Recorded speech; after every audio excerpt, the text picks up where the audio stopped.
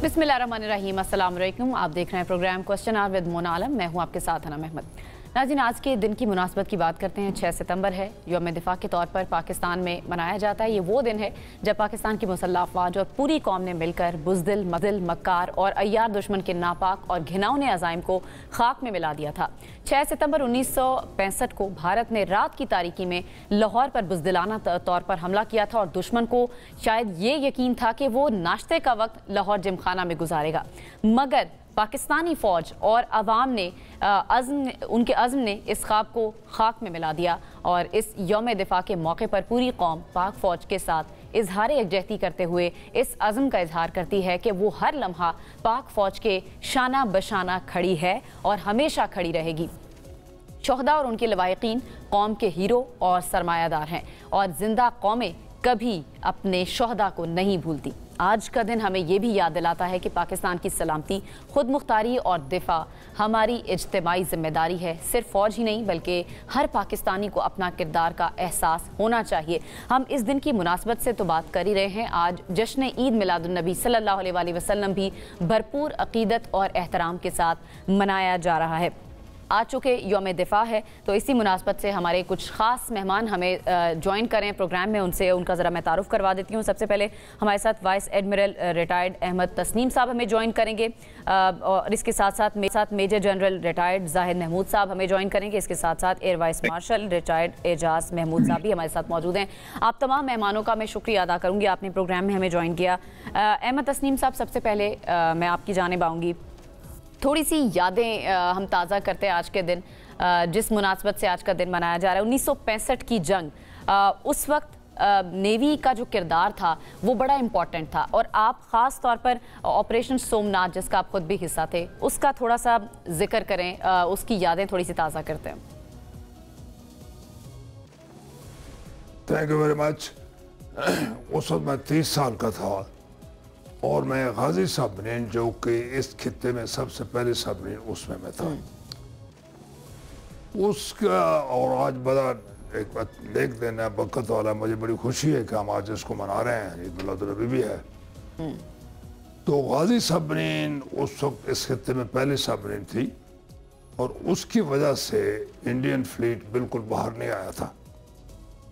तो हमारे जो CNC थे एडमिरल यार खान, वो बहुत एक निडर, बहुत हिम्मत वाले, ब्रेव, उन्होंने डिसाइड किया कि द्वारका के ऊपर हम हमला करते हैं।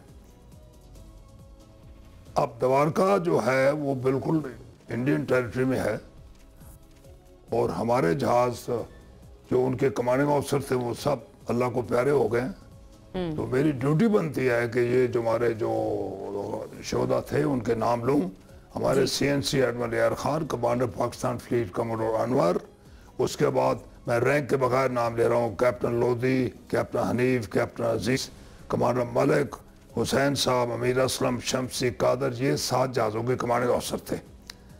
तो 7 को तकरीबन 6 बजे शाम को इन्होंने पोजीशन ली, 7 जहाज़ों ने, द्वारका से तकरीबन 120 मील। उसके बाद फिर 6 बजे उन्होंने हाई स्पीड करके मिडनाइट के लगभग द्वारका के पास पहुंच जाए।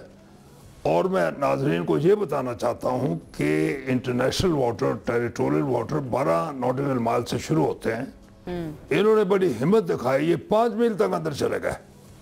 इसको आप वाकई कह सकते हैं घुस के मारा। 5 मील अंदर जाके इन्होंने मिडनाइट 12 बजे के करीब तकरीबन 50 कोले पर शिप, 350 कोले, वो आधे घंटे 40 घंटे में ख़त्म हो जाते हैं करके तकरीबन अगले सुबह 6 बजे तक अपनी जगह पहुंच गए और कोई मुज़ाहमत नहीं हुई, कुछ नहीं हुआ, सेफली पहुंच गए। इसके मकासद 3 थे। एक तो ये था कि इंडियन नेवी बाहर नहीं आ रही थी, इसके बाद बाहर निकले, जिसको गाजी, जिसमें मैं था, हमने अटैक किया। दूसरा, यहाँ एक रेडार था जो कि उनकी एयरफोर्स को मदद दे रहा था, उसको तबाह किया। तीसरा भी ये मोरल फैक्टर होता है कि हमने उनको घुस के मारा। तो ये वो दिन है कि ये उनकी फोटोग्राफी मेरे पास है, अगर आप दिखा सकते हैं। ये सब अल्लाह को प्यारे हो गए। ये थे लोग जिन्होंने जाके ये किया था। बिल्कुल, हम ये तस्वीर जो है वो अपने टेलीविजन पर चला भी रहे हैं साथ साथ। ठीक है, ठीक है, मैं आगे बढ़ती हूँ। मेजर साहब, आपकी जानिब आऊँगी। आपको भी हिलाल इम्तियाज़ मिला है, तमगा बिसालत मिला है, और बाजौड़ ऑपरेशन शेरदिल जिसका नाम था उसका आप रहे हैं, उसके आप गाजी भी हैं। जनरल साहब, मुल्क के दिफा की जब बात आती है, क्या जज्बात होते हैं, क्या एहसासात होते हैं, उस वक्त क्या फीलिंग होती है जब आप मुल्क का दिफा कर रहे होते हैं? बिस्मिल्लाहिर्रहमानिर्रहीम। पहले तो thank you very much for the invite, और मेरे दोनों सीनियर्स को काबिल एहतराम बहुत सलाम जी। We are proud of their services for the nation. और देखिए, एक सोल्जर का प्राइड ही जी उसकी वॉर फाइटिंग है, और जिसमें वॉर फाइटिंग एक ऐसी चीज है कि जो आपके कैरेक्टर को, आपकी करेज को और आपकी कॉन्फिडेंस, तीनों जो आपकी लीडरशिप की एक क्वालिटीज होती है, वो वॉर में पता चलती है। अल्हम्दुलिल्लाह पाकिस्तान का एक सोल्जर होना ही, चाहे आप सेलर हो, एयरमैन हो, सिपाही हो फौज के, तो पाकिस्तान का सोल्जर होना ही एक सबसे बड़ा रिवॉर्ड है हम सबके लिए। और उसके बाद जब मौका मिल जाए, वो भी दैट टू अगेंस्ट इंडिया, वो भारत जो पाकिस्तान के वजूद से नफरत करता था राइट एट द आउटसेट, तो उस वक्त आपके जज्बात आर लिटिल डिफरेंट। ये जो पाकिस्तानी सोल्जर है, इसका कॉन्ट्रैक्ट इज डायरेक्टली विद अल्लाह सुब्हाना तआला। तो इसलिए तो हम ये जो 6 सितंबर का दिन है, मैं खास तौर पे आई थिंक जो हमारे जो शोहदा है हमारे 1947, 48 ऑनवर्ड्स, और अभी आज तक हमने जो फितना हिंदुस्तान और फितना अल खवारिज को लड़ रहे हैं, जो असल हमारे हीरोज है, ये वो शोहदा है जिनके खून को हमने जवाब देना चाहिए क़यामत के दिन खड़े होकर, एंड एज अ नेशन देना है। तो नेशनल वॉर हो रही होती है, पूरी कौम आपके साथ खड़ी होती है, ये एक प्राइड मोमेंट होता है। इवन टुडे, आज का भी जो सोल्जर है, वो जो मेन स्पिरिट डिराइव कर रहा है, वो शुरू की वॉर तो थी, बट 1965 वॉर का जो अनबाउंडेड रिजॉल्व था नेशन का, जो यूनिटी थी, जो फेथ था इन दी ट्रुप्स और अपनी मिलिट्री में वो डिलीवर करेगी, उसी स्पिरिट में आज भी हम उसी स्पिरिट में रह रहे हैं। ये लड़ाई हम वहीं से ले रहे हैं। और सबसे बड़े जो मौका आपको मिलता है, जो हर पाकिस्तानी के अंदर, मैं हमेशा कहता हूँ कि जो जज्बा है, वो जज्बा है हुसैनियत का, हर पाकिस्तानी के अंदर, न सिर्फ फौज में बल्कि हर पाकिस्तानी में, कि हम किसी की इजारादारी नहीं मानते। पाकिस्तान ने आज तक किसी की इजारादारी नहीं मानी, और ये फौज भी इसी सोसाइटी में से निकली है जिसका ये जिस जज्बे की मैं जिक्र कर रहा हूँ। तो ये किसी की इजारादारी हमने ना आज तक मानी और ना हम मानेंगे, क्योंकि जज्बा ईमानी हमारे साथ है, और चाहे तादाद में वो हमसे ज्यादा हो, लेकिन जज्बे में हमें कोई मात दे नहीं सकता। मैं आपकी जानिब आऊंगी एजाज महमूद साहब। पाक फिजाइया का जो किरदार है, जितनी भी जंगें रही हैं, चाहे 65 की जंग हो, चाहे 71 की जंग हो, या अभी करंट जो सिनेरियो हुआ पाकिस्तान इंडिया का जो कॉन्फ्लिक्ट था, उसमें भी पाक फिजाइया के किरदार पर थोड़ी सी बात करते हैं। इन दोनों जंगों को, खासतौर 65 की जंग के हवाले से मैं बात करना चाहूँगी। क्या किरदार रहा, कैसा किरदार रहा, अगर आप लफ्ज़ों में थोड़ा सा हमें बता सकें। बहुत शुक्रिया जी। यकीनन आज का दिन हमारे लिए एक बहुत बाइस फ़ख्र और इत्मीनान है कि जब भी हमारे मुल्क को या मुल्क की सरहदों पे कोई ख़तरा आया, हमारी सलामती को कोई चैलेंज हुआ, तो हमारी मुसल्लह अफवाज और कौम मिल के उन्होंने दुश्मन के ख़िलाफ़ वो खड़े हुए, और अल्लाह ने हमेशा हमें कामयाबी दी। जहाँ तक पाक फ़िज़ाइया का ताल्लुक़ है, पाक फ़िज़ाइया का जो मिशन है वो है पाकिस्तान की एयर स्पेस की हिफाजत, जिसको आम ज़बान में आप कह लें कि एयर डिफेंस ऑफ पाकिस्तान। और इसके साथ साथ हमारा मिशन है कि हमने अपनी सरफेस फोर्सेस को, वो नेवल एलिमेंट हो या हमारे आर्मी के जो लैंड वॉरफेयर में जो हमारे ट्रूप्स और एलिमेंट्स फाइट कर रहे होते हैं, उनको सपोर्ट करना। अब हम जब ये सपोर्ट का मिशन करते हैं, तो उसके लिए 65 वॉर में भी आप देखें और मौजूदा रीसेंट वॉर में भी हमने ये रिजॉल्व था हमारा कि हमने दुश्मन को एयर स्पेस डिनाई करनी है और टोटल एयर सुपीरियरिटी हासिल करनी है, ताकि दुश्मन के जो जहाज़ हैं वो हमारे मुल्क में आके कोई कार्रवाई ना कर सकें, और मैदान जंग में वो हमारी फोर्सेस के साथ उनकी एयर जो है वो इंटरफियर ना कर सके। तो अल्हम्दुलिल्लाह ये अब हिस्ट्री का हिस्सा है, ओपन सोर्सेज पे हर चीज़ अवेलेबल है कि 65 में भी पाक फ़िज़ाइया ने जिस तरह दुश्मन के इलाके में जाके, उनके बेसिस में जाके जंग के आगाज़ पे उनके एयर एसेट्स को on ground in the air तबाह किया। और जब उसके रिस्पांस में वो पाकिस्तान की तरफ आए तो उनको ऐसा मुंह तोड़ जवाब दिया गया कि फिर 4 दिनों के बाद उनकी मुकम्मल एयरफोर्स जो है वो जो है अपने बेसिस तक महदूद हो गई, घुटने टेकने पर मजबूर हो गई। ये कहना गलत नहीं होगा। बिल्कुल ठीक है। अहमद तस्नीम साहब, आप माशाल्लाह से 2 सितारा जुर्रत हासिल करने वाले पहले ऑफिसर हैं। क्या जज्बात थे जब आपको इसके लिए अनाउंस किया गया कि आपको सितारा जुर्रत दिया जाएगा पहली मरतबा, और दूसरी मरतबा कैसा तजुर्बा था ये? अच्छा, पहले तो मैं एक हिस्ट्री का फैक्ट बताता हूँ कि MM आलम जो एयरफोर्स में है, SS आलम, हम दोनों बैचमेट हैं। मुझे बड़ा फख्र है, बहुत बैचमेट है। दूसरा, मैं थोड़ा जज्बे का आपको बताता हूँ कि 65 में 6 सितंबर को सुबह हम बॉम्बे के बाहर थे, तो हमें कोड वर्ड आया कि president field marshal Ayub Khan, जिनका मैं ADC था 1 साल पहले, कि वो हमें एड्रेस करेंगे 12 बजे। तो 12 बजे हम पेरिस्कोप डक पे आए, दुश्मन के पानी में छोटा सा एरियल ऊपर का, हमने उनकी तकरीर सुनी। अब मुझे बाकी तो याद नहीं, लेकिन एक फिक्रा जो है मेरे अभी तक दिमाग में है, मेरी मेमोरी में है, जो हमेशा मैं दोहराता हूँ। उनका एक फिक्रा था अयूब खान साहब का कि दुश्मन को नहीं पता कि उसने किस कौम और अफवाज को ललकारा है। मुझे अभी तक याद है ये क्या फिक्रा था। बिल्कुल ये अभी तक मुझे याद है। और इसके बाद हमारा जज्बा वाकई बहुत था, इतना जज्बा था कि मैं उसका जिक्र नहीं कर सकता, बहुत जज्बा था।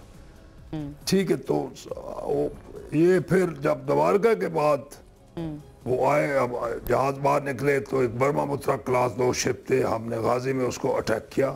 ये World War II टोर्पीडो थे, इनकी एक्सप्लोजन वगैरह कम होती है, जहाज डैमेज हो गया तो उन्होंने रिपेयर कर लिया। तो उसमें मुझे और एडमिरल न्याजी जो मेरे CO थे, हमको पहला सितारा जुर्रत मिला।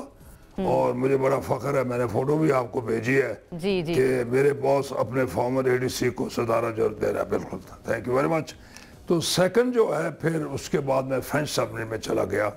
71 में मैं 36 ईयर ओल्ड था ये दोनों तो मेरे ख्याल उस वक्त नहीं थे। तो उस वक्त पे हांगोर सबमरीन में ये कुकरी के खिलाफ हमने एक्शन लिया। ये गुजरात के बाद जो दीव हेड है, ये जो मोदी साहब का गुजरात है, इसके बाद, और कुकरी जहाज को हमने एक्शन में डुबोया।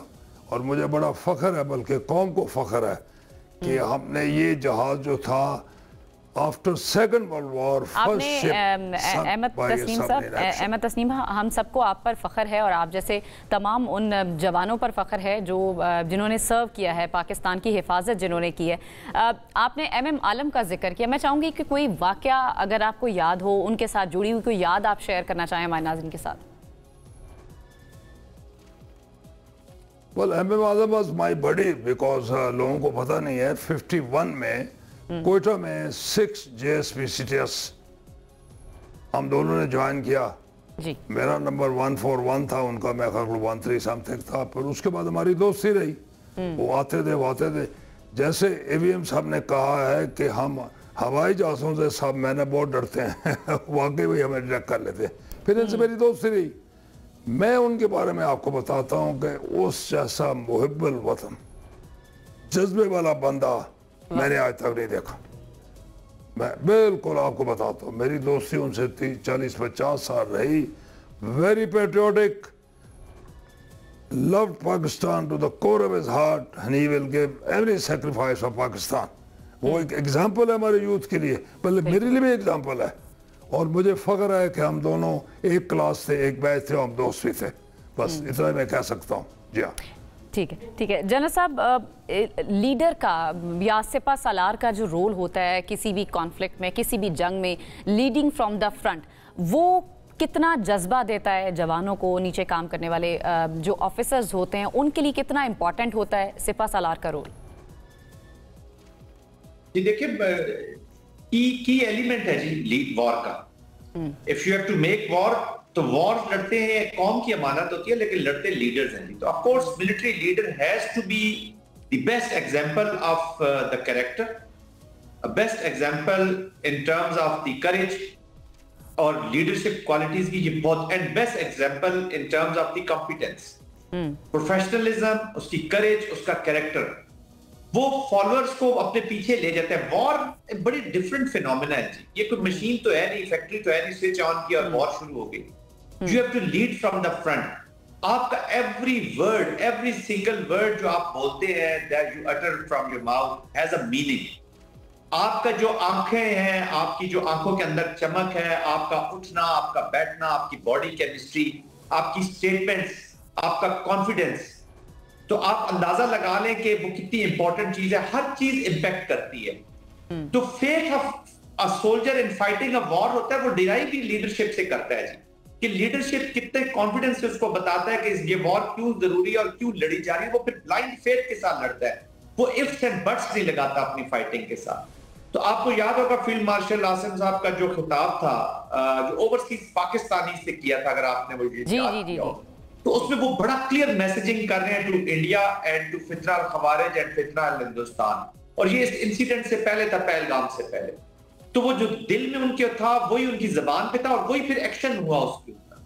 तो of course leadership has a role, और लीडरशिप की जो जब पर्सनैलिटी कार्ड बनाता है एनिमी, वो उसको रीड करता है कि वो किस तरह का है, तो वो that has to be very very strong. Enemy कई दफा तो लीडर के कैरेक्टर को सामने रख के अपनी वॉर स्ट्रेटजी मुरतब करता है कि हमने इस लीडर को कैसे डील करना है। अल्हम्दुलिल्लाह पाकिस्तान की लीडरशिप न सिर्फ टॉप टीयर पे, बल्कि जूनियर लीडरशिप से लेके तमाम जो लीडरशिप रोल में लोग मौजूद थे, तमाम ने लीडरशिप ऐसी हो ना, लीडरशिप ऐसी हो जिसकी दुनिया मिसालें दें। और आसिम मुनीर साहब की आप बात कर रहे हैं, उनकी मिसालें अब पूरी दुनिया दे भी रही है। जिस तरह से उन्होंने बहादुरी का और दिलेरी का मुजाहिरा किया है सारी दुनिया के सामने। मुझे एक ब्रेक की तरफ जाना है, ब्रेक से वापस आएंगे, डिस्कशन को कंटिन्यू करेंगे। आप हमारे साथ रहिए।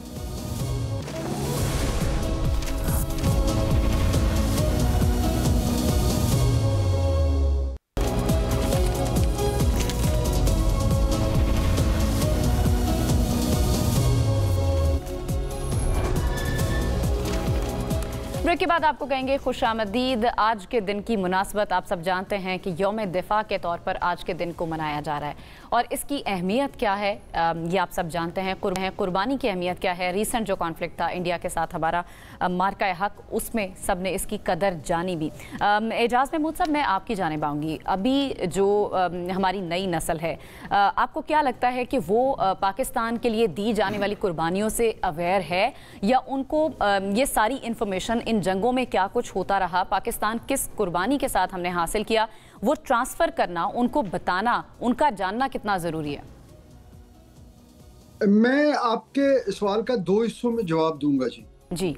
जहां तक हमारी नई नस्ल जो इस वक्त मुसल्लह अफवाज में है, वो नौजवान, वो आर्मी में हो, नेवी में या फिजाइया में, उनके जज्बे तो बिल्कुल हमारे जैसे हैं और उनकी कॉम्पिटेंस हमसे बहुत बेहतर है, जिसका मुजाहिरा अभी हमने रीसेंट कॉन्फ्लिक्ट में किया। एयरफोर्स के हवाले से अगर बात करें तो हमने ऑपरेशन स्विफ्ट रिटॉर्ट में किया, या उससे पहले भी जब भी ज़रूरत पड़ी। तो मुसल्लह अफवाज के बारे में तो यकीनन वो लोग जो हैं वो आप ये देखें कि माशाल्लाह हमारे जो रिटायर्ड ऑफिसर्स हैं, सर्विंग ऑफिसर्स हैं, उनके अपने बच्चे, ऐसी फैमिलीज भी हैं जिनकी हिस्ट्री जो है, लेगेसी है शोहदा की, गाजियों की, लेकिन उनके बच्चे जो है ना, वो आज भी फौज में अपनी जिम्मेदारियां दे रहे हैं और अपने बुजुर्गों से बढ़ के जो है कुर्बानी के जज्बे से सरशार हैं। और उनके साथ मैं अपनी फैमिलीज को भी क्रेडिट दूंगा कि हमारी वो माएँ, हमारी बहनें, हमारी बेटियां जो जंग के लिए अपने फैमिली मेंबर्स को वो अल्लाह के सुपुर्द करके भेजते हैं, और शहादत की सूरत में जो है वो उसको अल्लाह की रज़ा के तौर पे कबूल करती हैं। लेकिन जहाँ तक हमारी यूथ एट लार्ज की अगर हम बात करें, तो आजकल जो है ये इंफॉर्मेशन का दौर है। आजकल जो है बहुत सारी जो हैं डाइवर्जन्स हैं या ऐसी अलूजन्स फैलाई जाती हैं दानिस्ता तौर पे हमारे दुश्मनों की तरफ से, कि जहां पर हमारा वो जो बुनियादी असास है हमारी, जिस पे हमारा मुल्क की तहरीक आज़ादी जिस पे बेस थी, और जिसके बाद मुल्क हासिल करने के बाद हमने 48 से लेके आज तक उसकी बका के लिए जो है मुसल्लह अफवाज और कौम खड़ी रहती है, वो थोड़ा जो है उसको धुंधला करने की कोशिश की जाती है। तो मेरा ये ख्याल है कि हमें एक बड़े ऑर्गेनाइज्ड स्ट्रक्चर तरीके से, ख़ास तौर पे अपने तालीमी अदारों में, सोशल मीडिया पे लोगों को, बच्चों को अपनी हिस्ट्री बताना चाहिए। और हमारी हिस्ट्री शानदार हिस्ट्री है, यानी हमें कोई नैरेटिव बिल्ड करने की जरूरत नहीं है। बिल्कुल, मैं तो हमेशा ये कहता हूँ, वो जो मीडिया में हम एक टर्म इस्तेमाल करते हैं ना जी, पॉजिटिव इमेज ऑफ पाकिस्तान, मैं कहता हूँ जी हमें पॉजिटिव इमेज की तो जरूरत ही नहीं है, हम रियलिस्टिक इमेज दें, क्योंकि हमारा तो रियलिस्टिक जो इमेज है वही पॉजिटिव है। हमें सिर्फ सच्चाई बयान करनी है, तो इंशाअल्लाह जो है हमारी नई नस्ल जो आप कह रहे हैं कि हमें सिर्फ सच्चाई बतानी है, नई नस्ल को वही मुंतकिल करनी है, हमें कोई इमेज बिल्डिंग की ज़रूरत नहीं। हमारी तारीख बहुत शानदार है और जज्बे से सरशार भी है। अहमद तस्नीम साहब, आप कोई पॉइंट ऐड करना चाह रहे हैं? साथ ही मुझे मैं एक सवाल भी कर देती हूँ, आप उसका भी जवाब दे दीजिएगा। मैं चाह रही हूँ आप थोड़ा सा बताएं, आपने 2 जंगें जो मेजर जंगें हैं 65, 71, आपने दोनों में हिस्सा लिया, माशाल्लाह से आप गाजी रहे वहाँ पर। जंगों के डायनामिक्स कितने तब्दील हो गए हैं वक्त के साथ साथ, आपने तब्दीली आते हुए देखी है? देखिए जी, मैं वॉर कोर्स में अभी तक लेक्चर देता हूँ, बिकॉज मैं कहता हूँ कि जब तक अल्लाह ने मुझे सेहत दी है जाके अपना एक्सपीरियंस करना चाहिए जी। तो मैं आपको डिफरेंस से बताता हूँ कि 30-40 साल पहले मैं जब लेक्चर देता था, तो ये दोनों मेरे से एग्री करेंगे, मेरे छोटे भाई हैं, कि वी यूज्ड टू से मैन बिहाइंड द गन। उसके बाद ये चेंज हो गया मैन बिहाइंड द कंप्यूटर। अभी पिछले 1 साल से चेंज हो गया है ब्रेन बिहाइंड द कंप्यूटर। तो इसको मैंने ये करके आपको वाज़ेह कर दिया है कि मैन बिहाइंड द गन से हम चेंज हो गए हैं brain behind the computer. It is all electronic warfare. मेरे जमाने में हम पेरिस्कोप से देखते थे 4000 गन में, अभी तो टारगेट नजर नहीं आता। ये आईटी का है। दूसरा, जो मैं ग्रेट ग्रैंडफादर, मेरे ग्रैंडसन्स हैं, मैं अपने तजर्बे पे आपको बिल्कुल एक सच्ची बात बता रहा हूँ जो कि इनको सुनना चाहिए जी, कि जैसे हमारे दादा और नाना ने हमको हैंडल किया था, वो वक्त चला गया है। अगर मेरे कान मरोड़े गए थे कि यार ये गलत है तस्नीम साहब, ये गलत है, तो ठीक है, एक्सेप्टेड इट, नॉट नाउ। अभी आपको अपनी यूथ को काउंसलिंग करनी पड़ती है, डिबेट करनी पड़ती है, बिकॉज उनको सिखाया गया वाई वेयर, वो सोचते हैं, तो आप उनको ऐसे नहीं हैंडल कर सकते। ये जो जनरेशन, वो लॉजिक मांगते हैं ना अहमद तस्नीम साहब, हमारी जनरेशन का हाँ थोड़ा सा हमें एक्सप्लेन उनको करना पड़ता है। मैं आपको एक मिसाल देता हूँ, जहाँ मैं इस्लामाबाद में रहता हूँ, या एक छोटा सा पार्क है, बच्चे आते हैं, मैं कार खैर लुक आफ्टर करता हूँ। 4-5 साल पहले बच्चे गाड़ियाँ अपने जो है गलत पार्क कर देते थे। मैंने पुलिस बुलाई, हर रोज झगड़ा, आपने पुलिस वापस की, 2-3 मेरे जैसे बुजुर्गों ने 3-3 घंटे ड्यूटी की, बच्चों को समझाया। ये स्ट्रीट 8 में गोल मार्केट के पास, मैं फख्र से कहता हूँ, अभी आप आ जाए मैम, 99% लोग बिल्कुल बगैर पुलिस के गाड़ी पार्किंग में करते हैं, बिल्कुल यूरोप की तरह सीधी गाड़ी पार्क करते हैं। तो ये पॉसिबल है कि इनको काउंसलिंग चाहिए। ये कान मरोड़ने वाला दिन चला गया है, इस वजह से आई डिफर स्ट्रांगली। बड़ी अच्छी आपने बात की। वक्त के साथ साथ जो अहमद तस्नीम साहब जो तकाजे बदले हैं ना, वो हमारी के और उस ग्रूमिंग को आगे किस तरह से ट्रांसफ़र हमने करना है अपने बच्चों में, उसके भी तकाजे बदल गए हैं, जिस तरह से जंगों के तकाजे बदल गए हैं। एक ब्रेक की तरफ जाते हैं, ब्रेक से वापस आएंगे, मज़ीद डिस्कस करेंगे, हमारे साथ रहिएगा।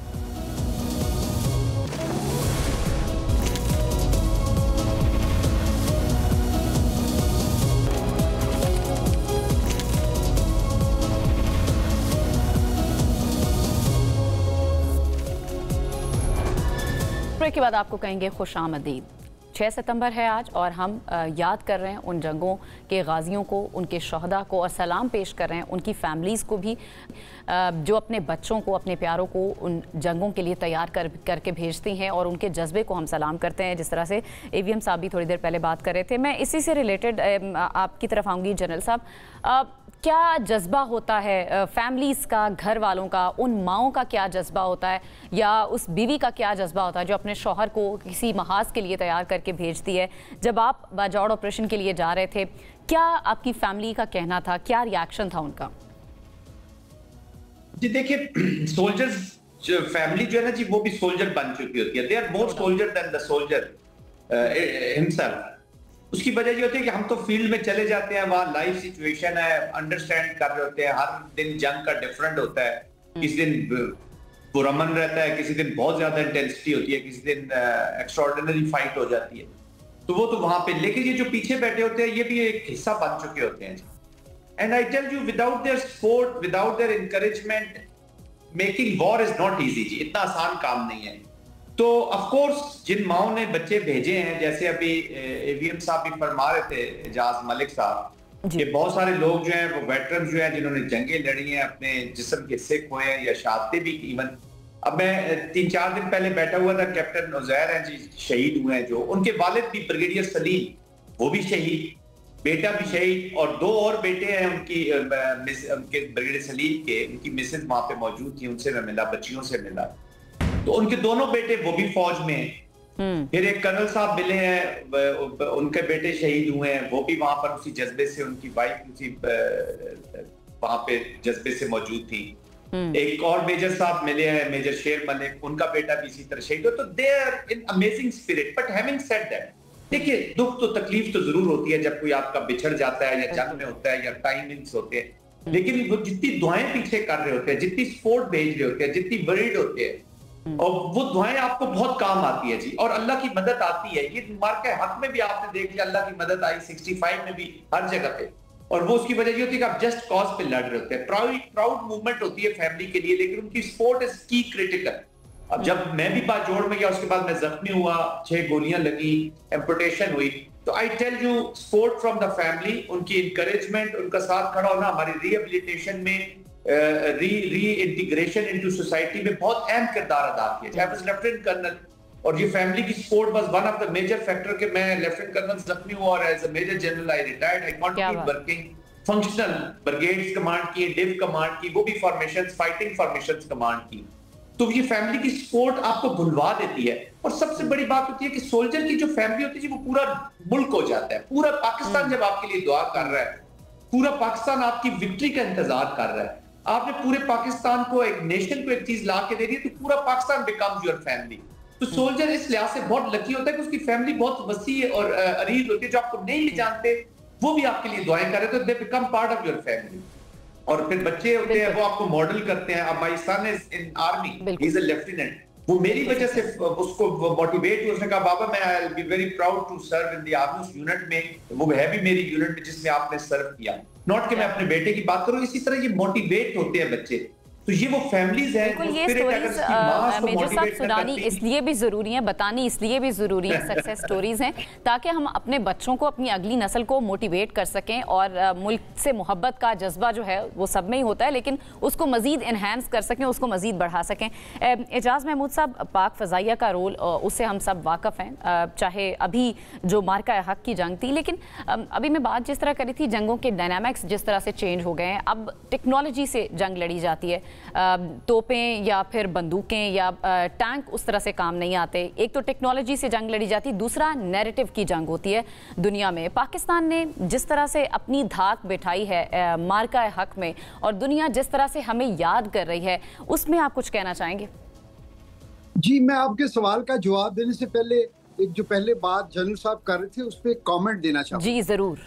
देखिए, जब हम ये कहते हैं ना कि हमारे बच्चे भी जो है या हमारी अगली जनरेशन भी फोर्सेस में आती है, तो मैं एक चीज की वजाहत जरूर देना चाहूंगा कि ये हमारे बच्चे आते हैं अपने शौक से, हमारे बच्चे आते हैं मेरिट पे।